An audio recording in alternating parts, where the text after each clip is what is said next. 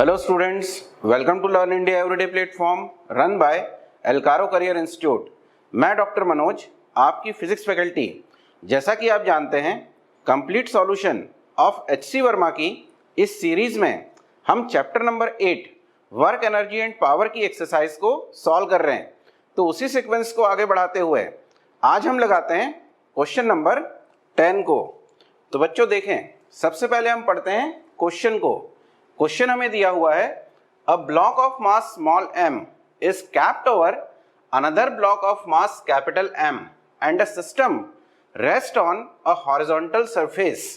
A constant horizontal force F acting on the lower block produces an acceleration F upon 2 m plus capital M.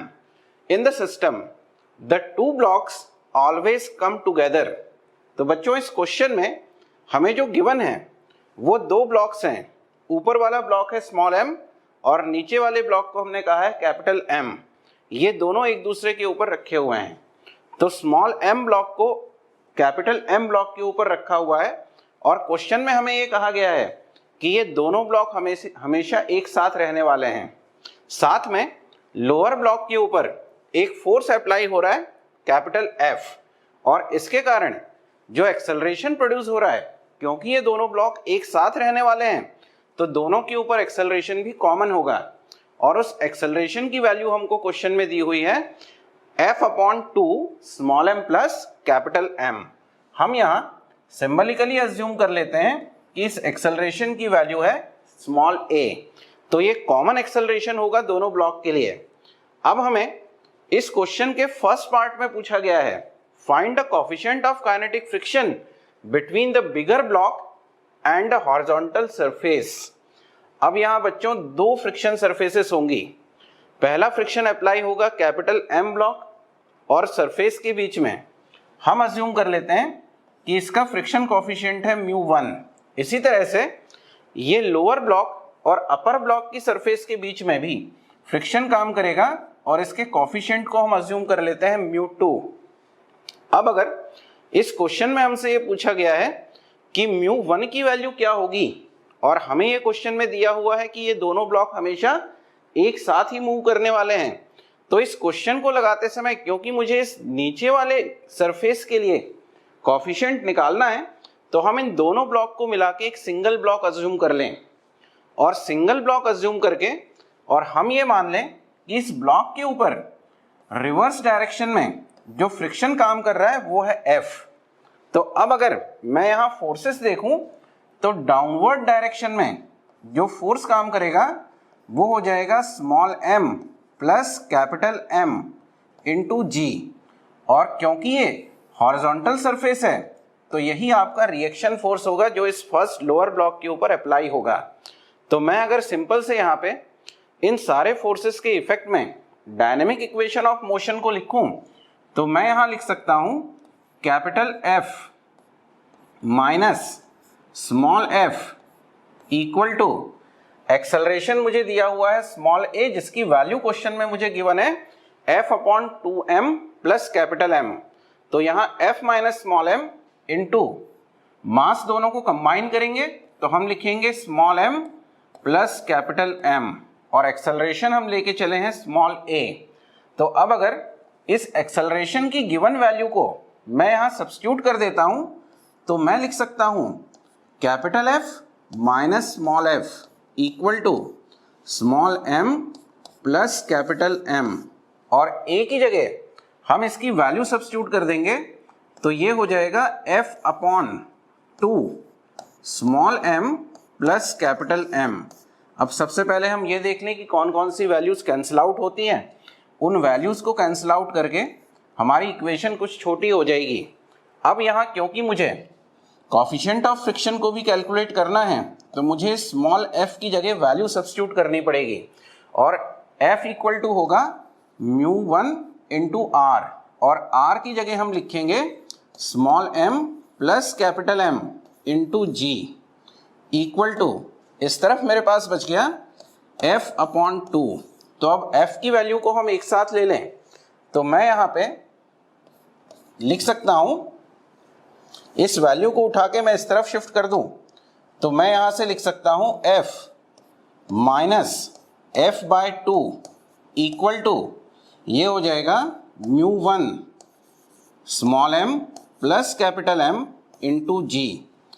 f minus f by 2, तो मैं इसको लिख सकता हूं f by 2 equal to μ1 into small m plus capital M into g.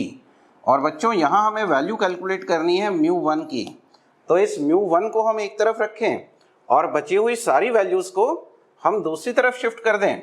तो मैं लिख सकता हूँ μ1 equal to f upon 2 small m plus capital M into g. तो बच्चों फर्स्ट पार्ट में हमने कैलकुलेट की कोफिशिएंट ऑफ फ्रिक्शन की value.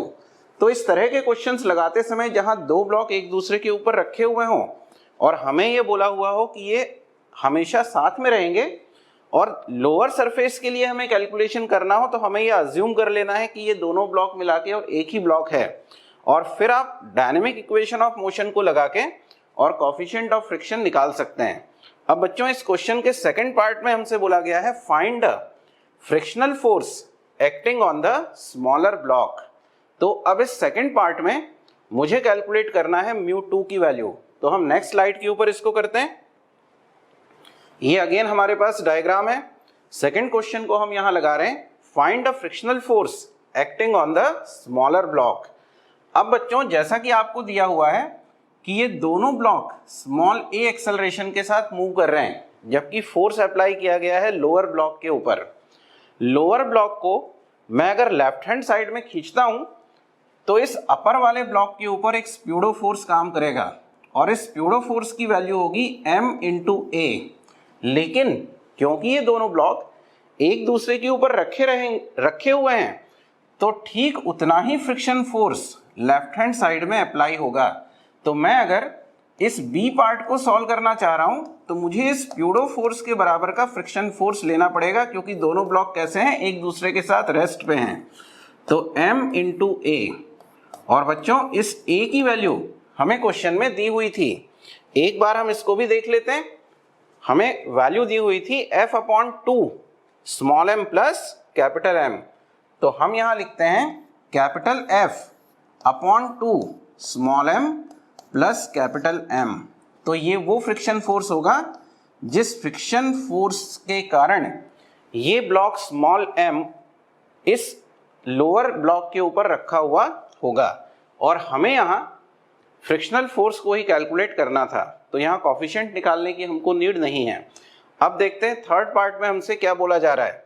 Find the work done by the force of friction on the smaller block by the bigger block during the displacement d of the system.